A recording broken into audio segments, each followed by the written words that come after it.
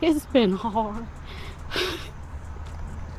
It's been hard. 19-year-old Dakara Thompson thought she would be home in just a few minutes. She told her dad she was stepping out for gas and promised she'd be back soon. Police came to the scene. We did discover that all of her personal belongings were in her car, such as her purse, her credit card, her debit card. But instead of walking back through the door, she vanished into the night. And what investigators later discovered wasn't just heartbreaking, it was horrifying. It appears that Dakara willfully entered a vehicle being driven by Hugo Rene Hernandez-Mendez, 35-year-old male, out of Bowie, Maryland. The killer's neighbor reveals he saw the convict burning something suspicious. I'm terrified.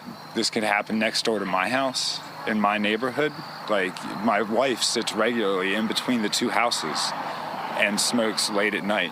This girl deserves justice. Whatever justice can be given in this world, she deserves it. My heart goes out to her family. I can't even imagine. I have a daughter myself, and I can't even imagine the grief that they're going through right now. On the evening of August 22nd, everything seemed normal. Dakara stepped out, no big deal. But here's where it gets strange. She left her purse, her debit card, her credit card, even $60 in cash sitting in her car. Who leaves all that behind at 3 in the morning? Her car wasn't just parked anywhere either. It was in front of a fire hydrant, clearly not a long-term parking choice. That tells us she wasn't planning to be gone for hours. So why didn't she come back? What was so urgent that she walked away from all her belongings? By the next day, when she still wasn't home, her dad reported her missing. That's when the nightmare began. Her family didn't wait around. They used Find My iPhone to track her device. The location pinged near Jasmine Terrace and Riggs Road in Hyattsville. And there it was, her SUV, parked, locked, purse still inside. That sight alone would rattle anyone. But what came next was worse. Her bank account hadn't moved a single cent. No gas, no food, nothing. When hours turned into days, the silence became deafening. And then came the piece of evidence that blew the case wide open. At 3:06 a.m., cameras caught Dakara leaving her SUV. She walked toward University Boulevard. She strolled into a parking lot, approached a black GMC Yukon Denali, leaned into the driver's side window, and after a quick exchange, she got in. That Yukon was registered to Hugo Hernandez-Mendez, a 35-year-old man living in Bowie, Maryland. Now pause here. Dakara left her purse inside her own SUV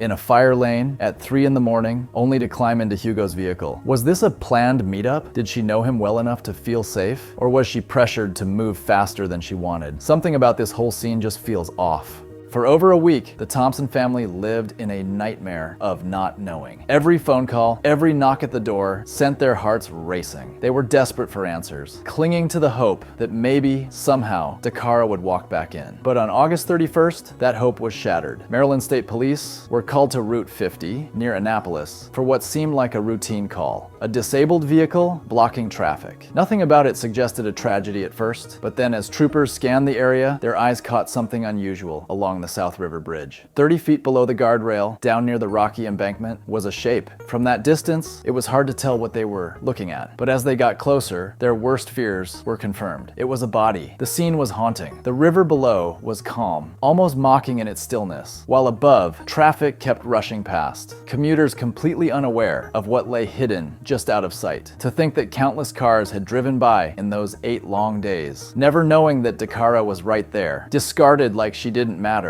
It's almost unbearable. On September 3rd, detectives sat down with her family. They didn't need official paperwork to know. The tattoos, the jewelry, every detail screamed the truth they didn't want to face. The body was Dakara, but the autopsy revealed something even more devastating. This wasn't an accident. She had skull and facial fractures, blunt force trauma that told investigators she had suffered before her final moments. And the placement of her body raised chilling questions. Someone had carried her there, lifted her lifeless body into a vehicle, driven miles down Route 50, and tossed her over a bridge like she was nothing. That level of coldness, that complete detachment from another human life, is what shook investigators the most. Who could do something like that? And more importantly, what else were they capable of? Because as horrifying as the discovery was, it was only the beginning. What investigators found next, back at Hugo's home, would turn this from a tragedy into something far darker. Police traced the Yukon to Hugo's home. When they searched his bedroom, they found what no family ever wants to hear about: blood, a wig, one of Dakara's manicured nails, and multiple pairs of women's underwear and lingerie stuffed away like trophies. Think about that. She left her own purse untouched in her SUV, but pieces of her ended up inside this man's bedroom. And that wasn't all. People inside the house that night told police they heard unsettling noises. At first it sounded like two people being intimate, but then came a different sound: grunting, the kind that makes you think someone isn't enjoying it. Hours later, Hugo's Yukon was suddenly gone. Here's the big question: were these witnesses telling the whole truth? Did they know more than they admitted? Because the timing, the silence, the strange behavior in that house, it doesn't sit right. When police questioned him, Hugo tried to play it cool. He said he had been at the Galaxy nightclub right across the street from where Dakara was last seen. Claimed he was supposed to meet his ex-girlfriend, but she never showed. But the more questions came, the faster his story fell apart. Eventually, he denied everything and demanded a lawyer. Still, the evidence was undeniable. Surveillance footage, blood, personal items, it all pointed straight at him. He was arrested and charged with first and second degree unaliving in Dakara's case. And then came the immigration twist. ICE labeled him a criminal illegal alien and issued a detainer. Suddenly, this wasn't just a criminal case, it became a lightning rod for online outrage. When investigators pulled up Hugo's record, what they found painted a picture of a man who had been living on the edge for years. And the scariest part? None of it seemed to slow him down. We're not just talking about one mistake, or even two. Hugo had multiple DUI charges. Drinking and driving like the law didn't apply to him. Each time, he put lives at risk. And each time, he somehow slipped right back into the driver's seat. Then there was the open container charge, cruising around with alcohol in the car, like it was a road trip to Vegas. Add to that reckless driving violations, speeding, unsafe lane changes, and blowing past traffic lights. It was as if the rules of the road were suggestions he could ignore whenever he wanted. And it didn't stop there. Hugo was even caught driving on a suspended license. Think about that. The state literally told him, "You're not allowed to drive." And his response was basically, "Watch me." That kind of disregard shows a dangerous mindset. Not just reckless, but defiant.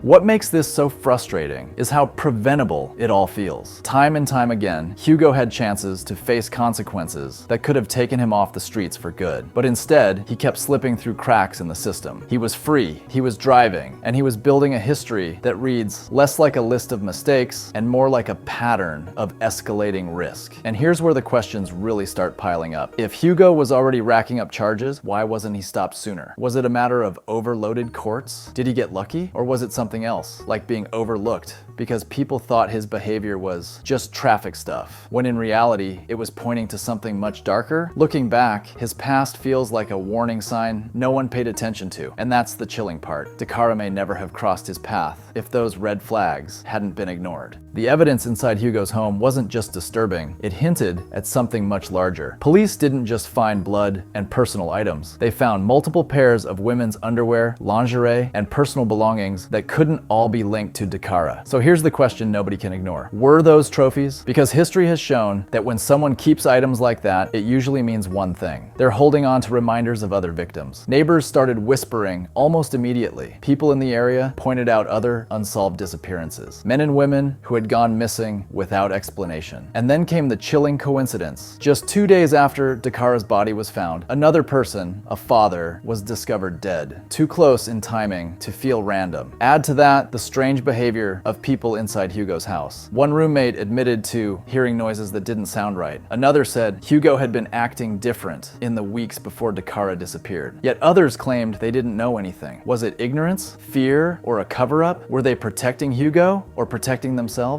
And then there's the community speculation. Some believe Hugo could be connected to a string of disappearances in the Maryland area, cases that never got the attention they deserved. Could Dakara's tragedy finally expose a pattern that had been overlooked for years? Even more unsettling is the silence. The case didn't dominate headlines the way you'd expect. Online, people asked why there wasn't more outrage. Some pointed fingers at activists, accusing them of staying quiet because the story didn't fit the narrative they wanted to push. Others cruelly twisted Dakara's reputation, suggesting she brought it on herself. But let's be clear, none of that noise explains the bigger picture. A 19-year-old is gone. A man with a long history of reckless behavior is behind bars. And inside his home are items items that suggest there could be far more victims than just Dakara. If that's true, then what we've seen so far is just the beginning. And the real mystery isn't just how Dakara's life ended, it's how many more stories like hers may still be hidden. Even more unsettling is the silence. The case didn't dominate headlines the way you'd expect. Online, people asked why there wasn't more outrage. Some pointed fingers at activists, accusing them of staying quiet because the story didn't fit the narrative they wanted to push. Others cruelly twisted Dakara's reputation, suggesting she brought it on herself. But let's be clear, none of that noise explains the bigger picture. A 19-year-old is gone. A man with a long history of reckless behavior is behind bars. And inside his home are items that suggest there could be far more victims than just Dakara. If that's true, then what we've seen so far is just the beginning. And the real mystery isn't just how Dakara's life ended, it's how many more stories like hers may still be hidden. From her final text, "Be back soon," to the abandoned SUV, to the horrifying discoveries inside Hugo's home, Dakara Thompson's story is one of unanswered questions. Did she know Hugo before that night? Did she trust him enough to feel safe? Or was she caught in a situation she couldn't escape? The courts will decide Hugo's fate. But for Dakara's family and for everyone watching, the bigger mystery lingers. Was this just one tragedy or part of a much larger story no one wants to tell? And that's the part that keeps people up at night. Subscribe to What's News